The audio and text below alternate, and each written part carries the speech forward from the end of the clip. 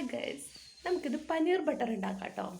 അതിനുവേണ്ടി സ്റ്റൗ കത്തിച്ച് ഒരു പാൻ വെച്ച് നമുക്കതിലേക്ക് കുറച്ച് ബട്ടർ ഇടാം. ബട്ടർ അല്ലെങ്കിൽ ഞാനിപ്പോൾ നെയ്യാണ് ഇട്ടേക്കുന്നത് കേട്ടോ.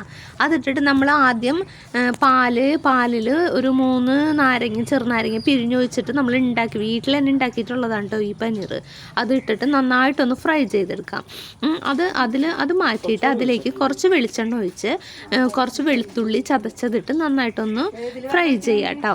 അത് ഫ്രൈ ആയിട്ട് വരുമ്പോൾ നമ്മൾ അരിഞ്ഞു വെച്ചിട്ടുള്ള 2 സവാള, ഒരു തക്കാളി ഇതും കൂടി ഇട്ടിട്ട് നന്നായിട്ടൊന്ന് ഇളക്കി കൂട്ടി എടുക്കാം കേട്ടോ. വല്ലാണ്ട് ഇതായിട്ടൊന്നും വരണ്ട, വാടിയൊന്നും വരണ്ട, ചെറുതായിട്ടൊന്ന് വാടി വരാം. അതിൻ്റെ കൂടെ കശുവണ്ടിയും കൂടി ഇടുന്നുണ്ട്, ഞാനത് കാണിക്കാൻ മറന്നുപോയി. കശുവണ്ടിയും കൂടി ഇടുന്നുണ്ട്, കുറച്ച് കശുവണ്ടി ഇടുക, പിന്നെ ഉപ്പിടുക. ഇത് മസാലയാണ്. മസാല പറയുമ്പോൾ മല്ലിപ്പൊടിയും മുളക് പൊടിയും ചെറുതായിട്ടൊന്ന് വറുത്ത് വെച്ചതാണ് കേട്ടോ, അതും കൂടി ഇടുക.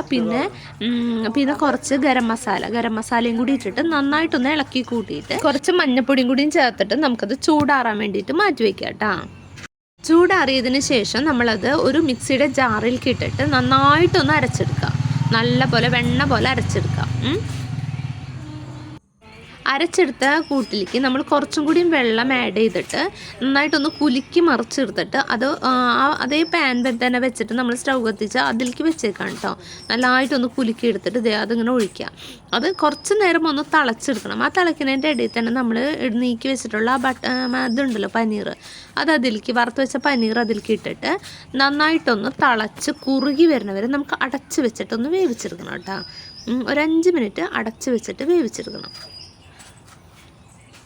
5 മിനിറ്റ് കഴിയുമ്പോൾ നമ്മൾ തുറന്ന് നോക്കുമ്പോൾ നല്ലൊരു സ്മെല്ലൊക്കെ വരുന്നുണ്ടാവും, നല്ലൊരു ടേസ്റ്റി സ്മെല്ലൊക്കെ വരുന്നുണ്ടാവും. ഇപ്പം ശരിക്കും ചെയ്യേണ്ടതെന്ന് വെച്ചിട്ടുണ്ടെങ്കിൽ ഇപ്പോൾ നമ്മൾ മറ്റേ ഫ്രഷ് ക്രീം ഇടാണ് ചെയ്യേണ്ടത്. പക്ഷേ എൻ്റെ ഫ്രഷ് ക്രീം ഇല്ലാത്തതുകൊണ്ട് ഞാൻ ഇത്രയും വെച്ചിട്ട് നിർത്തി. പക്ഷേ അടിപൊളി ടേസ്റ്റ് ആയിരുന്നു കേട്ടോ. കുറച്ച് ഉപ്പിൻ്റെ കുറവുണ്ടായിരുന്നേ. അപ്പത്തിൻ്റെ കൂടെ ചപ്പാത്തിയുടെ കൂടെയൊക്കെ ഒന്ന് അടിപൊളിയായിട്ട് കഴിക്കുന്നത് കണ്ടായിരുന്നു. ഞാൻ ടേസ്റ്റ് ചെയ്യാൻ കൊടുത്തേക്കാം കേട്ടോ. ചെറുതായിട്ട്